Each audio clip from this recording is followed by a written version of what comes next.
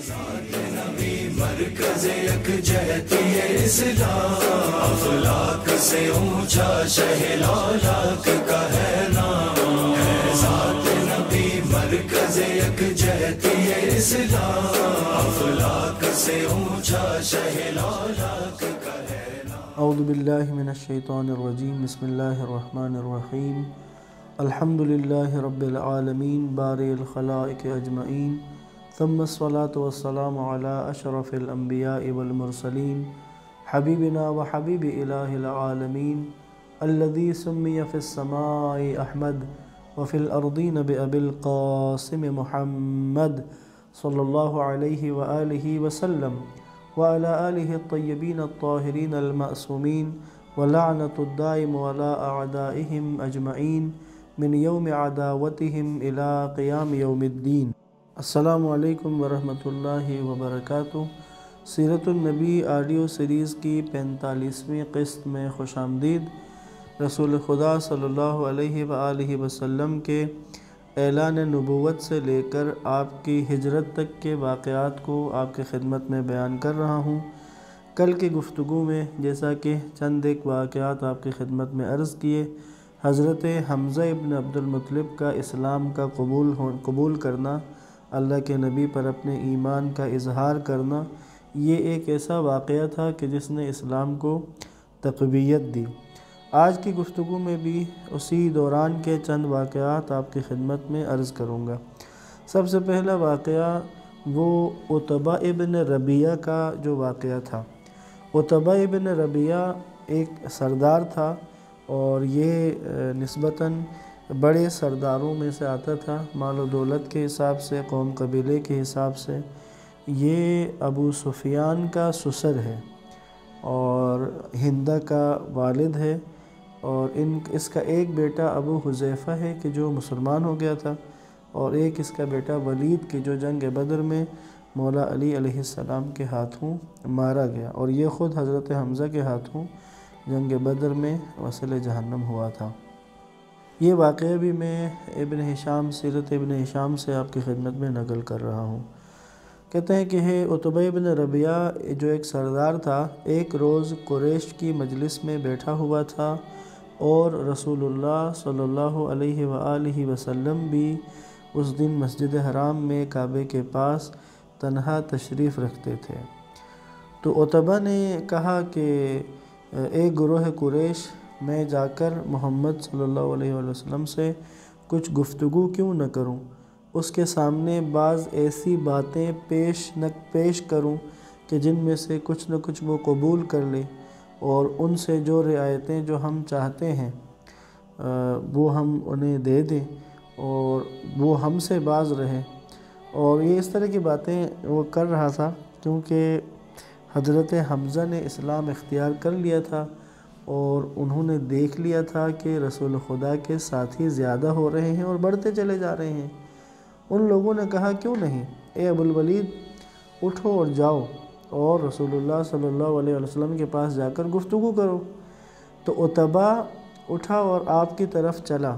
اس نے آ کر رسول اللہ صلی اللہ علیہ وسلم کے پاس بیٹھ گیا اور کہا کہ اب کہنے لگا، چونکہ قریش تھا اس لیے وہ اس نسبت سے رسول اللہ کو بھتیجا کہہ کر بلا رہا تھا۔ کہتا ہے، بھتیجے تمہیں معلوم ہے کہ تم ہماری نظروں میں باعتبار خاندان، بڑے رتبے والے ہو اور نسب کے لحاظ سے بھی اعلیٰ ہو۔ تم اپنی قوم کے پاس بڑی اہمیت رکھنے والا مسئلہ لائے ہو، جس کے ذریعے تم نے اس کی جماعت کو تتر بتر کر دیا ہے، ان کے عقل مندوں کو بیوقوف بنا دیا ہے، ان کے معبودوں اور ان کے دین کو عیبدار کر دیا ہے، اور ان کے اگلے بزرگوں کو کافر بنا دیا ہے۔ میری گفتگو سنو، میں چند باتیں تمہارے غور کرنے کے لیے تمہارے سامنے پیش کرتا ہوں، شاید کہ تم اس میں سے کچھ قبول کر لو۔ جب اس نے یہ کہا تو رسول اللہ صلی اللہ علیہ وآلہ وسلم نے کہا، قل یا ابا الولید، کہا کہ اے ابو الولید کہو، میں سن رہا ہوں۔ اس نے کہا، بھتیجے، اگر تم اس تبلیغ دین یعنی وہی اسلام کا جو پیغام لے کر آئے ہیں، اگر تم اس مسئلے کے ذریعے جسے تم لائے ہو صرف مال چاہتے ہو تو ہم تمہارے لیے اس قدر مال جمع کر دیں گے کہ تم ہم سب میں سے سب سے زیادہ مالدار ہو جاؤ گے۔ اور اگر تم یہی دعوت اسلام، اگر تم اس کے ذریعے کوئی اعلیٰ مرتبہ چاہتے ہو تو ہم تمہیں اپنا سردار بنا لیں گے کہ کوئی بات تمہارے بغیر طے نہ ہو، کوئی بھی کسی کی بات بھی تمہارے بغیر قطعی نہ ہو۔ اگر تم اس کے ذریعے حکومت چاہتے ہو تو ہم تمہیں اپنا بادشاہ بنا لیتے ہیں۔ اور اگر یہ جو تمہارے پاس کوئی آتا ہے، یعنی یہ وحی کو اور اللہ کے نبی کے پاس جو فرشتہ آتا ہے اس کو دوسرے پیرائے میں بیان کرتا ہے، دوسری طرف لے کے جانا چاہتا ہے۔ کہتا ہے کہ اگر کوئی تمہارے پاس کوئی ایسی چیز آتی ہے کہ جس کو تم خود سے دور کرنے کی، اپنے پاس سے دور کرنے کی قدرت نہیں رکھتے تو ہم تمہارے لیے کوئی جھاڑ پھونک کا انتظام کریں۔ اور رسول اللہ صلی اللہ علیہ وآلہ وسلم ان کی باتیں سنتے رہے۔ اور پھر کہتا ہے کہ اگر آپ کے پاس آنے والی ان قوتوں کو اور ان چیزوں کو اپنے آپ سے دور نہیں کر سکتے تو ہم آپ کے لیے کوئی بندوبست کرتے ہیں، کیونکہ یہ چیزیں جو ہیں وہ علاج معالجے کے بغیر ختم نہیں ہوتی۔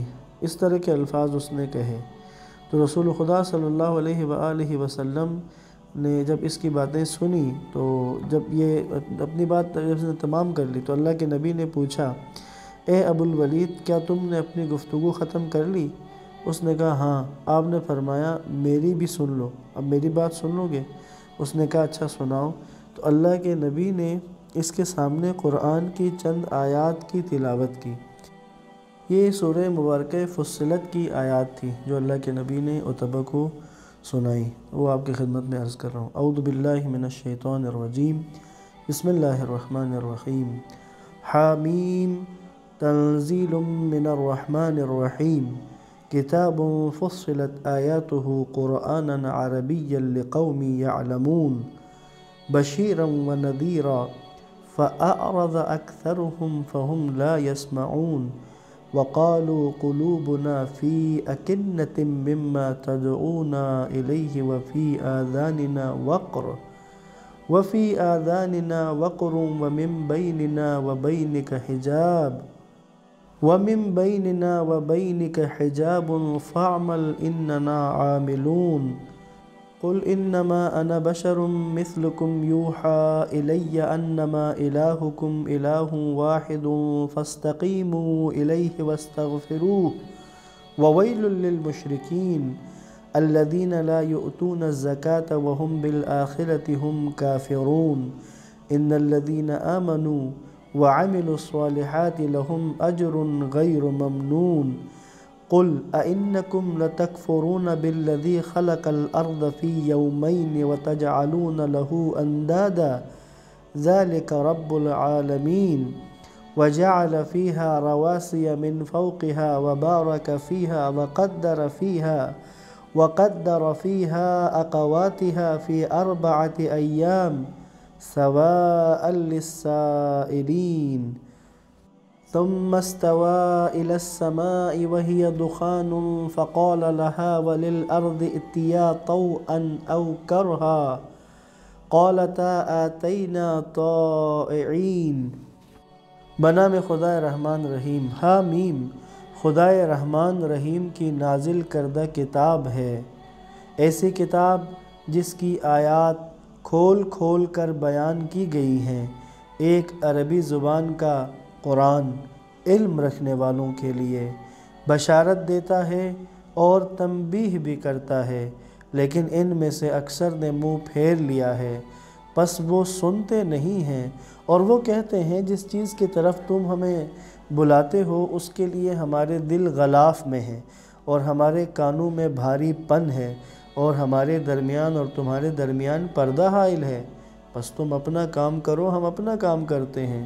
کہہ دیجئے میں بھی تم جیسا آدمی ہوں، میری طرف وحی ہوتی ہے کہ ایک اللہ ہی تمہارا معبود ہے، لہٰذا تم اس کی طرف سیدھے رہو اور اسی سے مغفرت مانگو، اور تباہی ہے ان مشرکین کے لیے جو زکوٰۃ نہیں دیتے، جو آخرت کا انکار کرتے ہیں، لیکن جو لوگ ایمان لائے اور اعمال صالح بجا لائے، یقیناً ان کے لیے نہ ختم ہونے والا ثواب ہے۔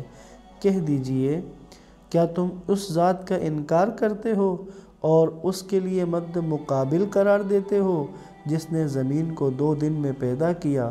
وہی تو عالمین کا رب ہے، اور اسی نے زمین میں اس کے اوپر پہاڑ بنائے اور اس میں برکات رکھ دی، اور اس میں 4 دنوں میں حاجت مندوں کی ضروریات کے برابر سامان خوراک مقرر کیا۔ پھر وہ آسمان کی طرف متوجہ ہوا جو اس وقت دھواں تھا، تو پھر آسمان اور زمین سے کہا، دونوں آ جاؤ، خواہ خوشی سے یا کراہت سے۔ ان دونوں نے کہا، ہم بخوشی آ گئے ہیں۔ اللہ کے نبی نے اس سورت کی تقریباً 38 آیات کی تلاوت کی، کہ جس میں جب آیت نمبر 38 میں جہاں پہ سجدہ ہے فصلت میں، اس سجدے تک اللہ کے نبی نے آیات کی تلاوت کی، اور جب سجدے کی آیت تلاوت کی تو اللہ کے نبی نے سجدہ کیا۔ میں نے اس میں سے کچھ حصہ آپ کی خدمت میں پڑھا ہے، میں آیت نمبر 38 تک میں نے نہیں پڑھا۔ بس اللہ کے نبی نے سجدہ کیا، سجدے کے بعد عتبہ سے کہا، اے ابو الولید، جو میں نے تلاوت کی، جو میں نے کہا، تم نے سنا، وہ تو سن ہی لیا ہوگا تم نے، اب تم جانو اور یہ کلام جو میں نے تم تک پہنچایا ہے۔ کہتے ہیں کہ اس کے بعد عتبہ اٹھا اور اپنے ساتھیوں کے پاس چلا گیا، تو اس کے جو ادھر جو بیٹھے تھے مشرکین میں سے، ان میں سے بعض نے بعض سے کہا کہ ہم قسم کھاتے ہیں کہ یہ جو ابو الولید جو ہے، جس حالت میں گیا تھا اس حالت میں واپس آ نہیں رہا، یعنی کہتے ہیں اس کی حالت بدل گئی ہے۔ تو اب دیکھتے ہیں کہ وہاں سے یہ کیا خبر لے کر آئے ہیں۔ تو جب یہ واپس آ گیا تو انہوں نے کہا، ہاں ابو الولید، وہاں کی کیا خبر ہے؟ اس نے کہا کہ وہاں کی خبر یہ ہے کہ میں نے ایسی بات سنی کہ واللہ ایسی بات میں نے کبھی بھی نہیں سنی تھی، واللہ وہ نہ شعر ہے نہ جادو ہے اور نہ ہی کوئی فضول بات ہے۔ اے گروہ قریش، میری بات سنو، اس کام کو میری رائے کے موافق کرو۔ اس نے رائے یہ دی رسول اللہ کے بارے میں، کہتے ہیں اس شخص کو اس کی حالت پر چھوڑ دو، اس سے الگ رہو، کیونکہ واللہ اس کی جو بات میں نے سنی ہے اس کو ایک بڑی اہمیت حاصل ہوگی۔ پھر اگر عربوں نے اس کا، یعنی کہتے ہیں اگر عربوں کے ساتھ جب یہ بات پھیلتی ہے اور عرب اگر مخالف ہو گئے اور انہوں نے ان کا رسول اللہ کا اور آپ کی تحریک کو ختم کر دیا، تو سمجھو کہ غیر جو ہیں وہ تمہیں ان سے بے نیاز کر دیں گے۔ اور اگر اللہ کے نبی نے کہا کہ اگر انہوں نے عربوں پر غلبہ حاصل کر لیا تو پھر ان کی حکومت تمہاری حکومت ہوگی، اس کی عزت تمہاری عزت ہوگی، اور تم اس کے طفیل سے تمام لوگوں میں سب سے زیادہ خوشحال ہو جاؤ گے۔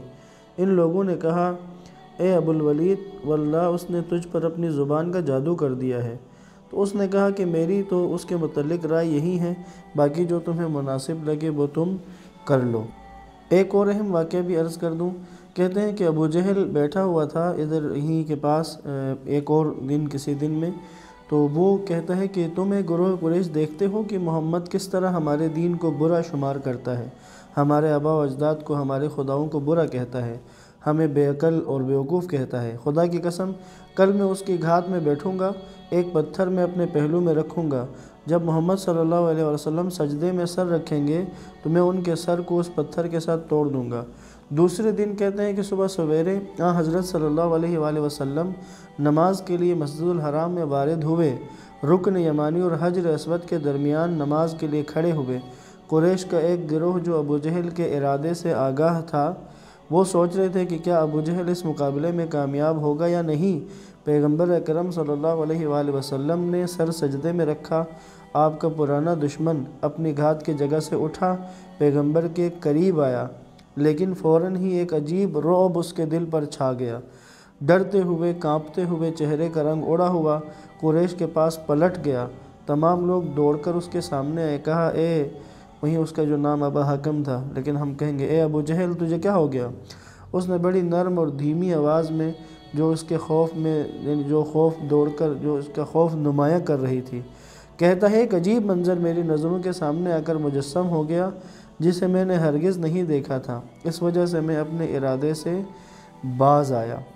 یقیناً اللہ نے اپنے نبی کی حفاظت کرنی ہے اور اللہ نے اپنے نبی کی حفاظت کی۔ یہاں پر آج کی گفتگو کو اختتام کرتا ہوں۔ انشاءاللہ ان واقعات کو، اس دوران پیش آنے والے واقعات کو ساتھ ساتھ آپ کی خدمت میں بیان کرتے رہیں گے۔ والسلام علیکم ورحمۃ اللہ وبرکاتہ۔